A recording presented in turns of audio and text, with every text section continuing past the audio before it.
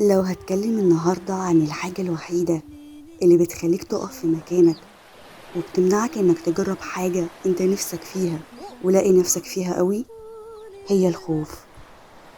الخوف من انك تفشل وتشوف نفسك ضعيف، او الخوف من رأي الناس فيك. عارف، الخوف ده اكبر عدو للانسان. لو معرفتش تسيطر نفسك عليه، يبقى مبروك كده، حياتك كلها وقعت تحت سيطرة خوفك. الخوف ده أكبر وهم من أفكارك وقعتك فيه. هتلاقي دايما إن الخوف جاي من عقلك اللي دايما بينتج لك سيناريوهات وأفكار بتخليك محلك سر.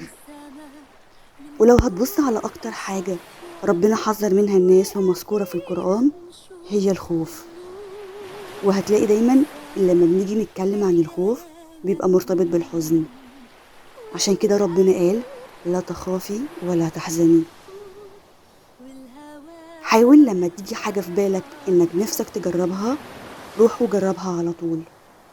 يعني من الآخر كده، قوي قلبك وعقلك، واعرف إزاي تدير مشاعرك وخوفك. امشي بنظرية فكر بالعكس، ومش هتخسر أي حاجة.